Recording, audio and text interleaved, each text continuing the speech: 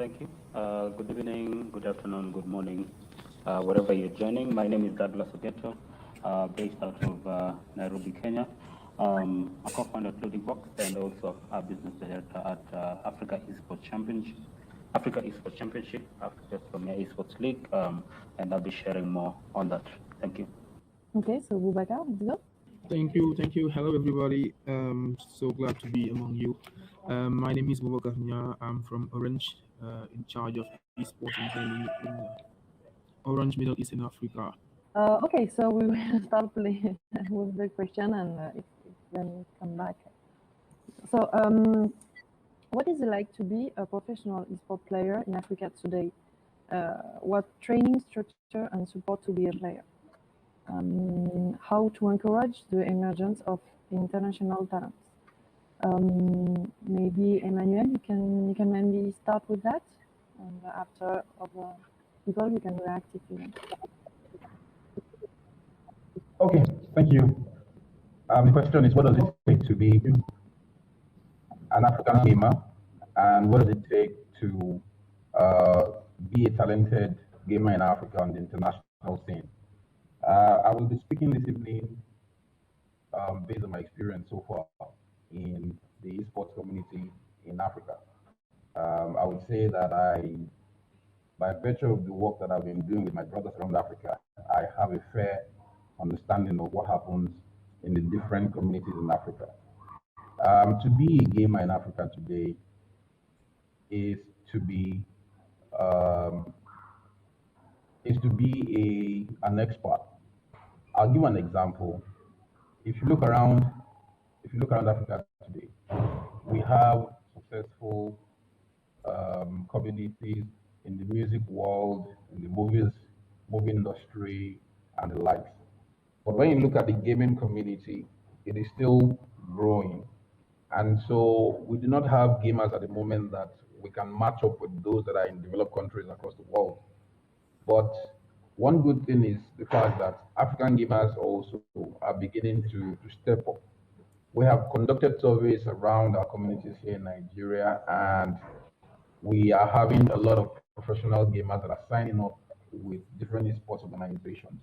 However, I must mention that for most of them, they do not have formal contracts, which is one of the things that we are trying to create structures for, so that if you belong to an organization, you will have signed a formal contract.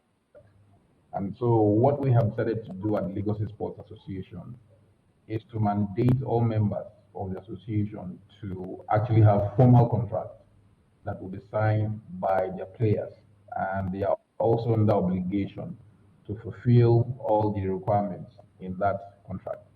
This has been done so that we raise the pedigree of professional esports gamers in Africa. It is not enough to know how to play a particular game title. It is not enough to belong to a particular esports organization. You need to have a contract. You need to have obligations towards your players, and also the gamers also have the obligations towards the esports organization that has signed them up. And for every tournament that we're going to conduct at the Lagos State Sports Association, only registered sports organizations that have also gone ahead to fulfill the requirements, including having a formal contract with their players, will be eligible to take part in those tournaments that we create. And this is just to ensure that as much as possible, we sustain that structure, so that everyone who wants to go into creating a sports organization, if you want to be a professional player, you know what the requirements are. You know what your rights are. If somebody says, we want you to be a FIFA player for us, for instance, you can demand for a contract, and you should demand, because where you do not know, you can be taken advantage of. But now that we're putting the awareness out there, you know what to ask for, and then the organization also is able to provide those things for you based on the obligations in the contract. The average professional gamer in Africa today has to go through a couple of struggles to be able to ply his trade. He needs to be able to get adequate infrastructure, he needs power, he needs good internet. We already are at a disadvantage having to connect to servers that are thousands of kilometers away in Europe, in Asia, and probably in the US, in North America. And so he needs to have a strong enough internet that can reduce latency and help him to be able to perform on the global stage.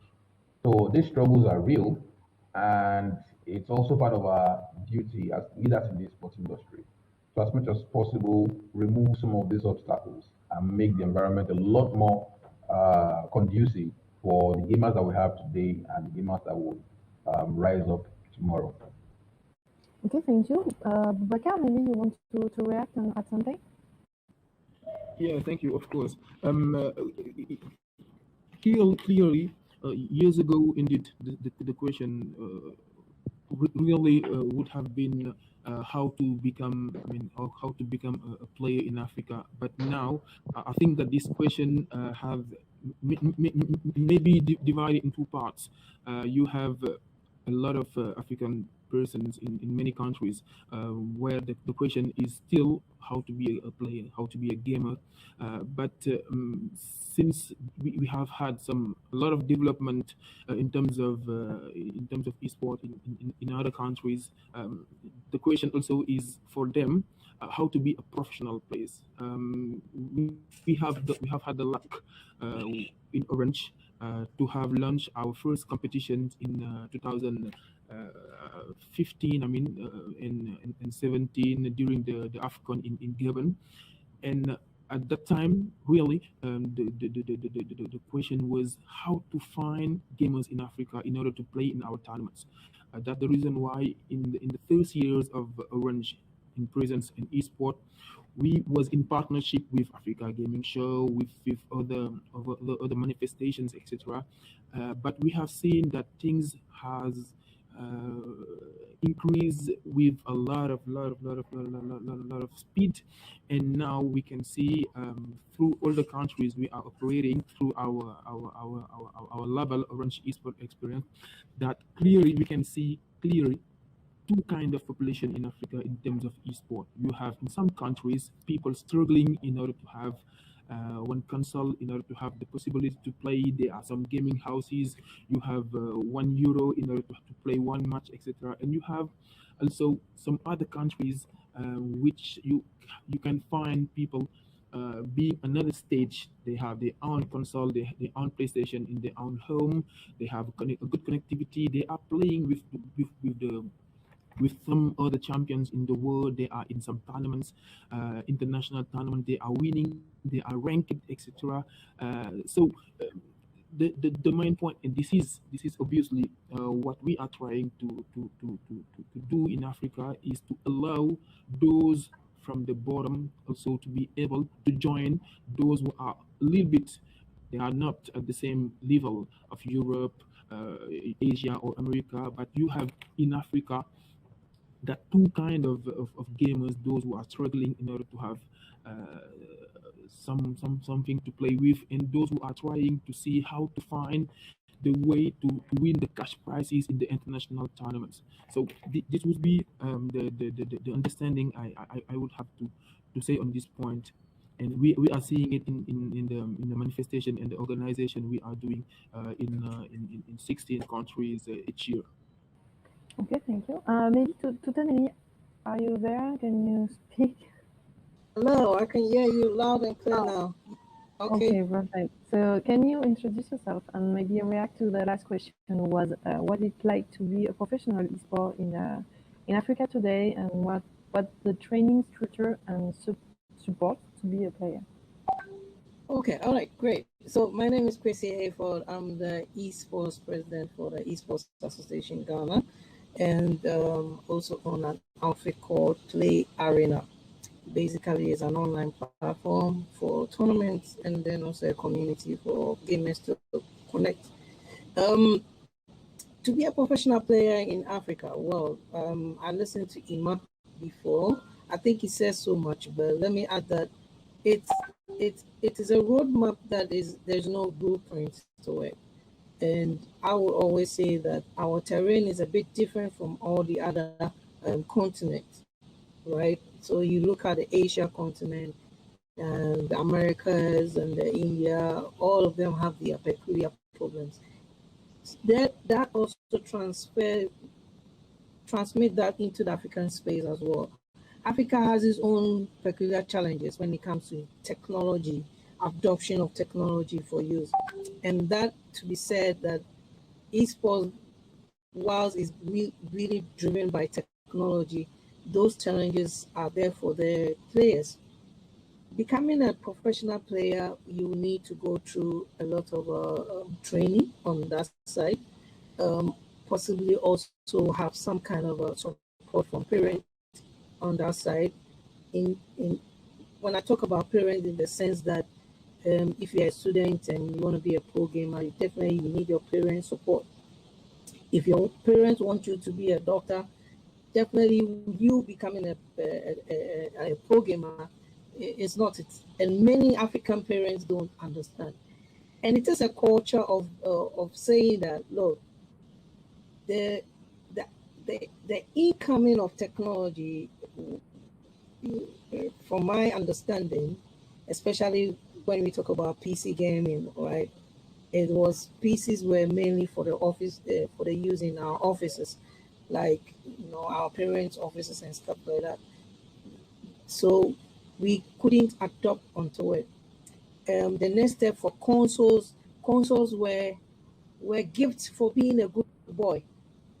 So your dad or parents will travel, will buy you a PlayStation at the end of the year, or if you are good in school, or if your auntie said, oh, you are good, you were able to pass your exams, you get that.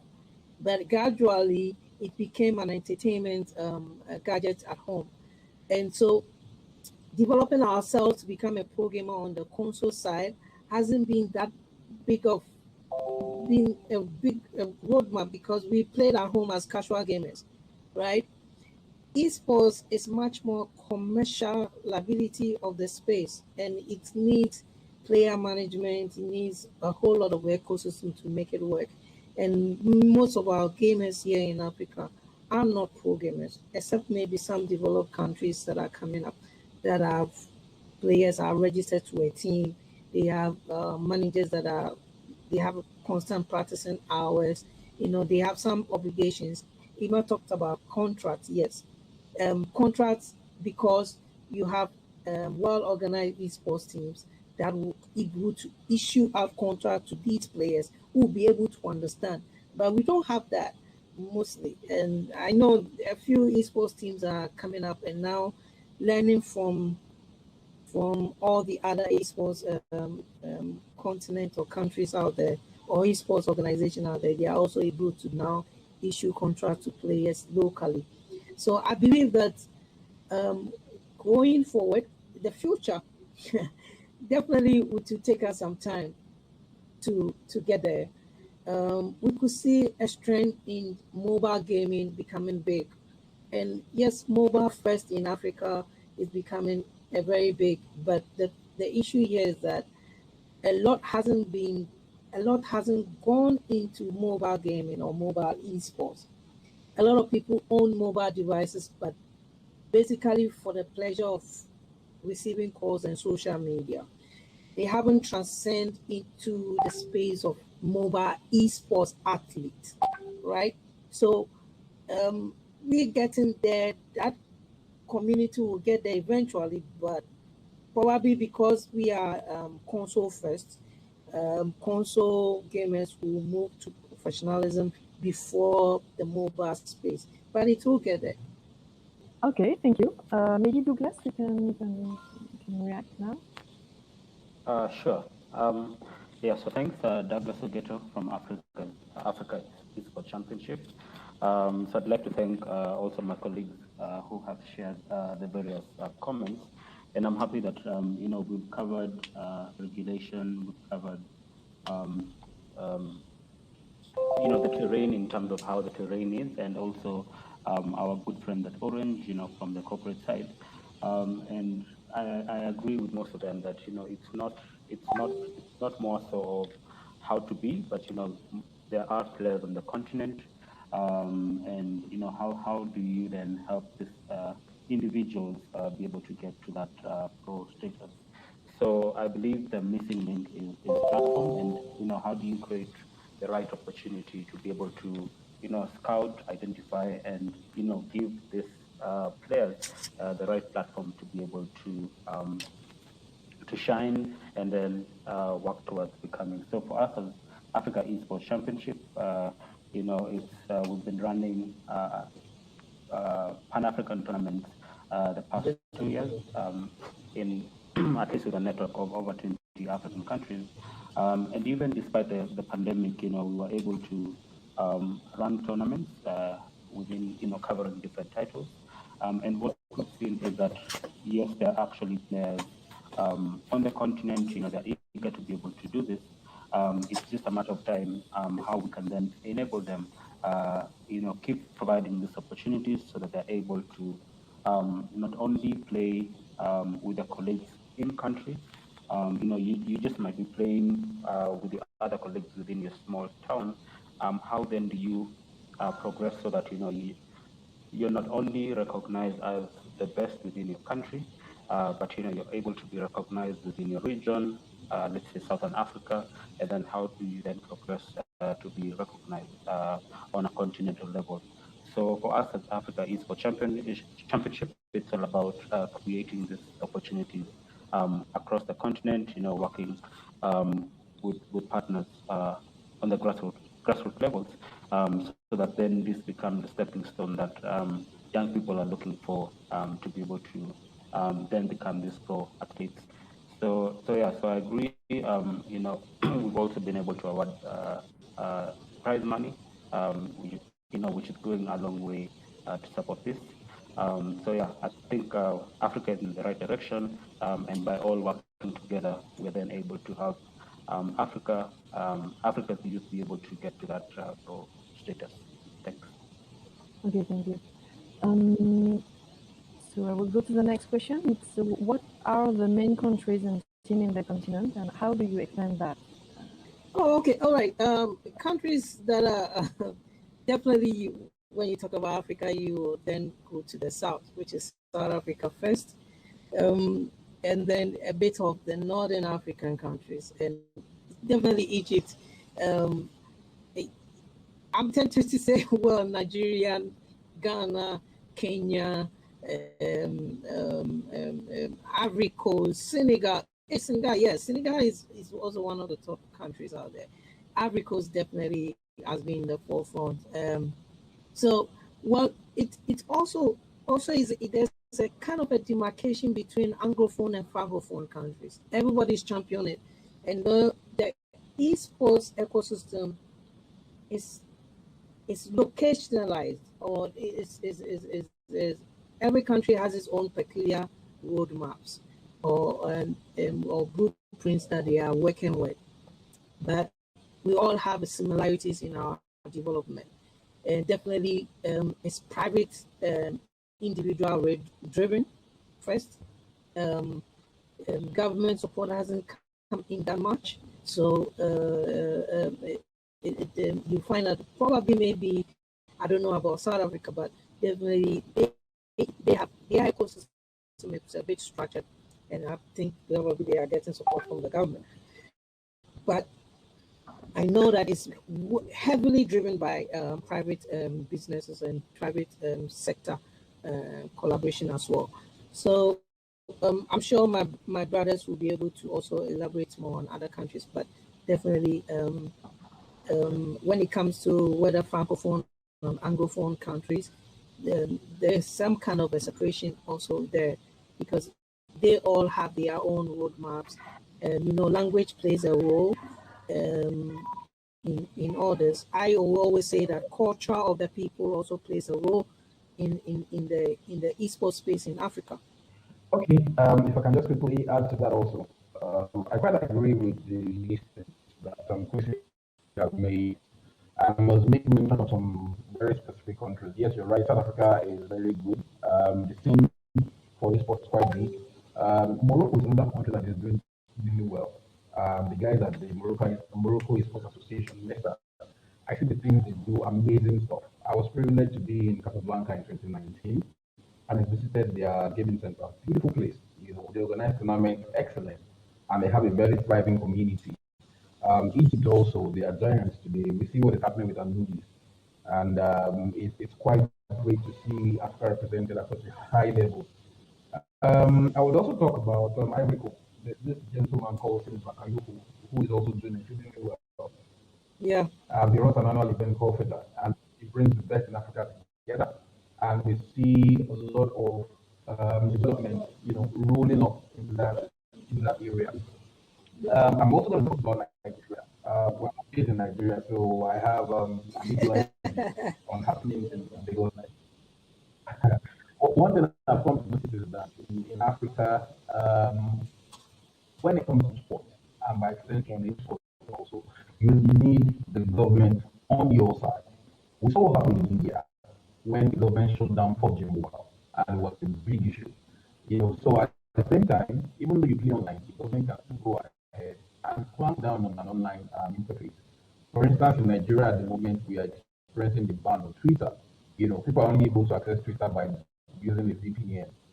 So you need the government on your side. You need the government to enact policy that support esports activities, and that is why I'm so excited that the Lagos government has actually seen the potential that esports has in Lagos and in Nigeria, and they went ahead to actually create a full-fledged, full-status esports association to support the community here in Lagos. Lagos is about 20 million people, about 24 actually, 24 million people, and is the fifth largest economy in Africa. So Lagos is not a small place. And for the government of Lagos to say, look, we want to get involved in this sport. We want to support this sport. Tell us what you need. What policies can we enact? It just tells you that Lagos is also rising to become a leader in this sport actually, because the mandate that we have at the Esports Association in Lagos State is to make Lagos the gaming hub of Africa. So it's going to move from South Africa, it's going to move from Egypt, from Morocco, it's going to come to Lagos, and it's a lot. So you can look forward to a lot of development coming up in the Lagos side of Africa. Thank you. Yeah, I like that, Iman. Anyway. Right. And you could, if we look at the upcoming countries, we could talk about Djibouti, which is tremendously doing great, and Mauritius as well. And yes. I see the kind of stuff that they've been putting together. I'm like, wow. Some countries are. It's exciting to see what's happening in Mauritius. They have one of the largest PUBG mobile communities in the entire Africa. They're a very small island nation, but what they are doing in terms of esports is massive. They have a large community. If you call for a PUBG tournament today, they're going to have the most sign-ups from Mauritius. Like you said, the guys at Djibouti also are doing excellently well. Well, one of their biggest games is FIFA, but they do it quite well too, and they do great things. I see happening in Togo also. Togo is coming up as a force, when it comes to esports in Africa. We have Mauritania.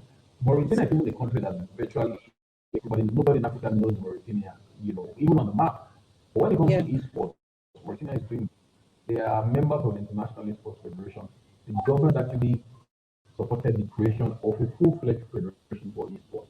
So they also have government support in that. As we have some of these governments actually understand the prospects in the sport and support them, the future is so bright for esports in Africa. You can also talk about, let me just add, Zambia, Chloe's country. They're also doing quite great because that any tournament they are in there, they come to represent themselves. So I mean, there are different things happening in different countries and at different levels, right? But all of them are pushing to make esports great. And the good thing is that most of us are connected to each other, so we see what they are doing, and we also appreciate what they are doing. Okay, thank you. So my next question is, when we will be able to see an African Champion Club League like in football? Is it Utopia or proceeding reality? Maybe Digas or Boubacar? Or okay, if you want to go ahead. Okay. Well, yes, I believe in league. I believe in. We used to believe in one-off tournament, but I think that leagues are a very crucial part in cementing and sustaining esports on the continent and even in smaller communities. and an African esports league where footballs. Well, some of us have been trying to hit the doors of CAF to initiate that, because coming from CAF would have been a great move for them to adopt esports and definitely transfer that into local clubs or football clubs on the continent where football is a beloved game, you know. And for Africa, I say this any platform that I go to, and I want to say it again, that for Africa to develop its esports ecosystem, it has to be tied with football and soccer. Because even my grandmother is a football coach. Remember, if Africa countries are playing, the whole nation is on standstill. Everybody wants to watch. And it is the same with any country. Let's take Senegal is playing, maybe Ghana. Senegal is on standstill, Ghana is on standstill. Everybody is watching the match. That is to show that is our masterpiece. Yes, we are not on top tier like League of Legends. So what do? We have to make sure that we create the ability to use these games and be able to capitalize on what is intrinsic with the people, right? Because if you create an avenue for people to be able to watch and love the game, now you have the players. If you have the esports players, what happens then? They compete in tournament. What do we do with the content of the tournament? People need to watch and appreciate it, right? And that is where we need to build that strength from. So for me, I am really, really critical, and I would say that for Africa to get the Asians were able to do that with their strategy games, right? Asians don't play football much, but they are good with strategy games, the League of Legends and the Dotas. That's where they build their strengths and they capitalize on it. We love football. We need to capitalize on that.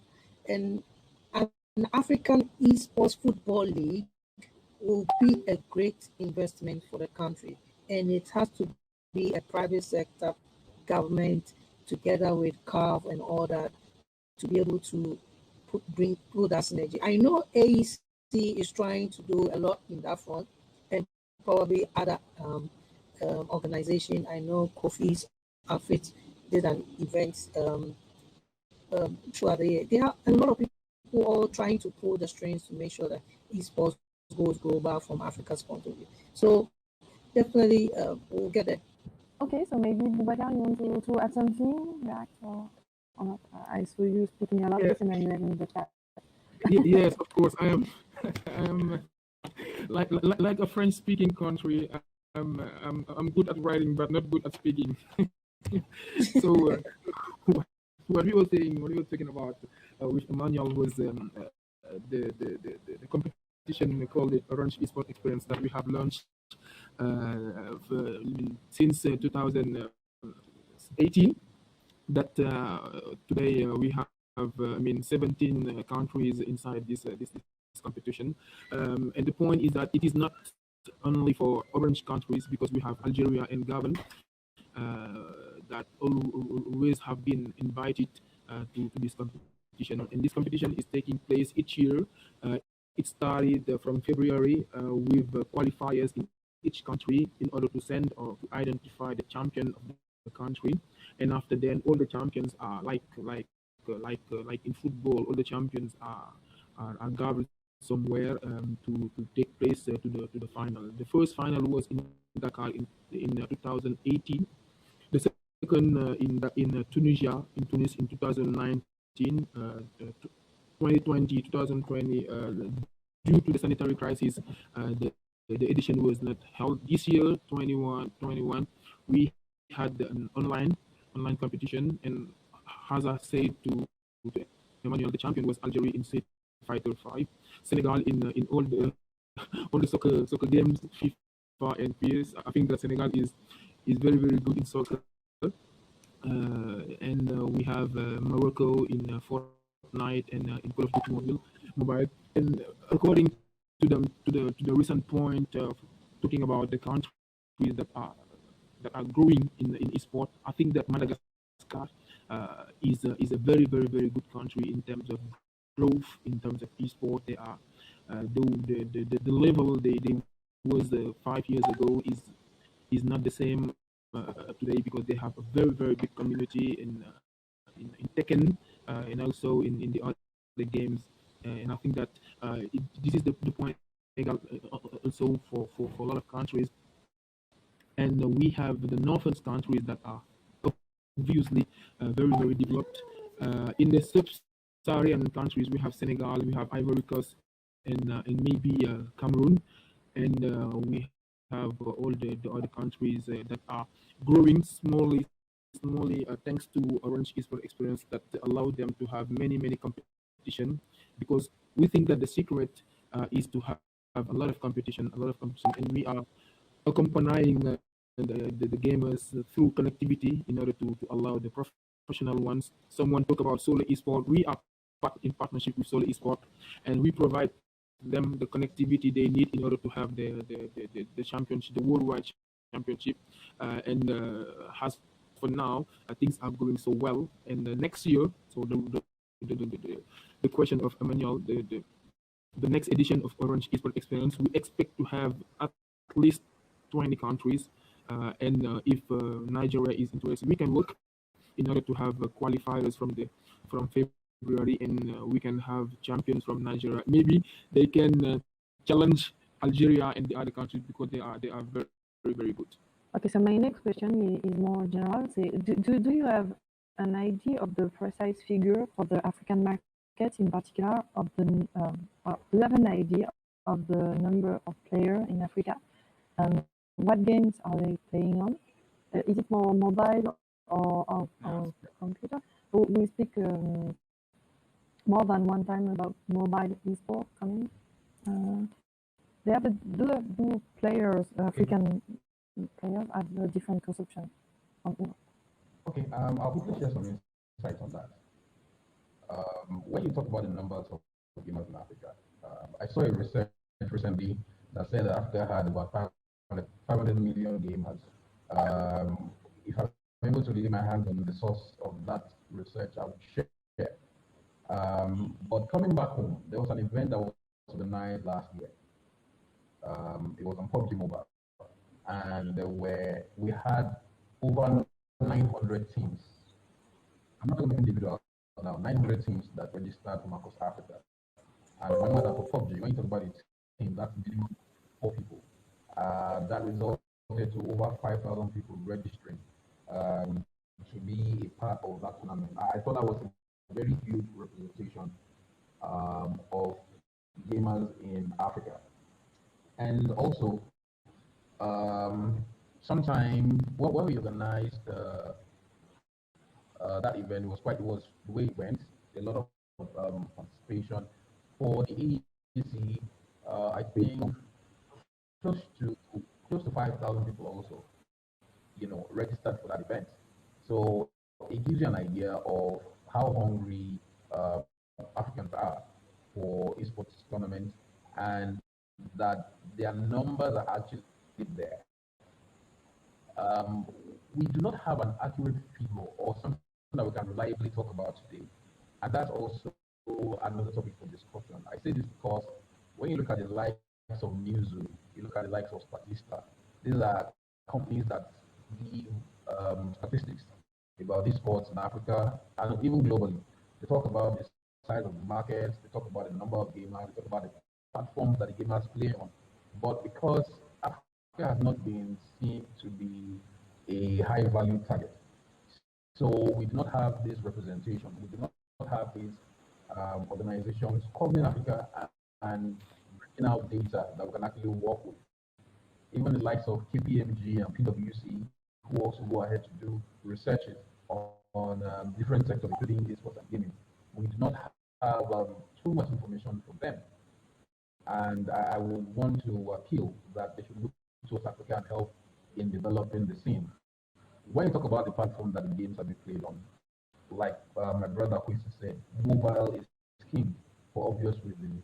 You need to get a monitor to play on your mobile. You don't need to get a console. Your mobile device is everything. And thankfully, I know that in Nigeria today, there are huge competition between telcos. So the price of data is crashing, and many more people are able to afford data. So you can go online and play for as long as you want. And so that is helping the mobile platform grow in leaps and bounds, not just in Nigeria, but across Africa. The next biggest platform I would think is PC, because everybody has maybe a laptop they used to work. But the problem is those laptops are not actually gaming laptops. They do not have the specifications that support the heavy graphics and the demands that the gaming system would have. But then that's the next biggest platform, after which you now have console, like PlayStation and the Xbox and the like. So that's the layer that we have. That's what is obtainable at the moment. We hope that in the future, the nearest future, we can get a lot more granular details that can give us a lot more insight into the sports in Africa. Thank you. So I think for me, Douglas here, I think for me it's also just good to for everyone to understand the dynamics of Africa vis-a-vis the rest of the world. So like most of the world, a lot of players play online, but then within Africa, a lot of players play offline. So so I believe the numbers are really, the players are quite high, as Emma has alluded. I think it's just now, as Africa moves a lot online, then these numbers will become a true representation. So I believe from what we've seen ourselves as AEC, there are players on the continent, especially when you do offline events. You're able to fill up quite large spaces. So I think it's just a matter of time before these numbers become a true representative figure. Thanks. Okay, thank you. So is it soon the time to conclude this talk? Did someone have something to add? I don't want to tell you can talk. Yes, no. So do you want to add something to conclude of this topic? Okay, No, okay. I think. Go. Oh, go on, Emma. Go on after you. Yeah. So what I would like to quickly add is we do not want to see a segmentation of Africa. I know Kwesi mentioned it earlier on, talking about the Anglophone and the Francophone. It looks like there's what is existing in the community, and it is good that we break those barriers. We're Africans, whether we speak English, French, Arabic, or Portuguese or German, we are Africans. So it would be great if we had events that would cover that regard. I'm so excited to hear now that even countries that don't have orange in their countries can also take part, like Algeria and Gabon did. We will work hard to ensure that Nigeria is part of the next event. And how dare you even organize an event in Africa and even add Nigeria? Come on, Nigeria is not. I mean, the event is not complete in Nigeria.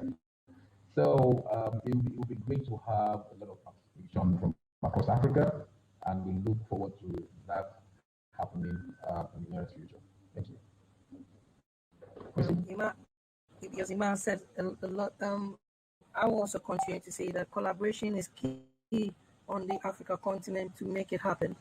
And two, we should never politicize the development of esports in Africa.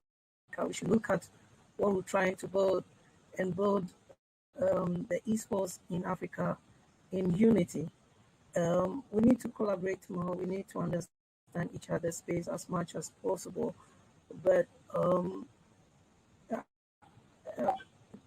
the competition, I would say that it's not about competition or who is the best and who is doing the biggest event in Africa. No, it's a much more of how we can collaborate and make sure that the ordinary player or ordinary gamer on the streets of Africa will benefit from this, and those that need better livelihoods, we could use esports as a poverty to alleviate poverty, right? And give back to the community as much as possible. So in that sense, I would say that let's put our heads together. I'm also happy that Orange is going out to other countries. It is all all for the betterment of esports. And the more events we have, the more leagues we have, the more opportunities it creates for different gamers from different communities to have better lives. Thank you. Kwesi, just to quickly add one last thought from me. I have been harping on this for a while now. Everywhere I'm able to share my thoughts on tournament organization, I keep saying this. Tournament organizers who are upcoming should stop bothering themselves with large numbers of people. You want to organize a FIFA tournament, you want 1,000 people to register, you want 512 people to register. You don't have to do all that. If it is 12 people you get, if it is 16 people you get, look at your production. Ensure that you give the world a show. Give them a package they want to watch again and again. You don't need to have thousands of people register for your event. If it is 4 people, if it is 6 people, put a show on. Let people see the creativity, let them see the touch of excellence, let them see the details, let them see the quality, in your video production, in your graphics, in your animations, in your social media collaterals. So that in itself will give Africa a lot of projection. People see the quality of what we do and they want to be part of it. Gone should be the day where you want to organize a tournament and you are putting together a shabby event. You just put chairs together, get some lousy TV screens and some consoles, and then you just put something very, very hurtful to the eye. You should actually do something really nice so that the world would want to watch. Put out good content.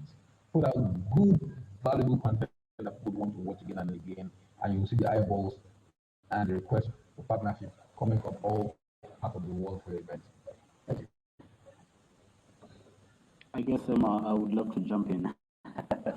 So I think I strongly agree with what Emma has said, and for us at AEC, we're really happy to say that for one of our tournaments back in 2018, taken to be specific, we at AEC believe in working, with the whole value chain in the ecosystem, because eSports, has to make an impact on the continent, as Kwesi said.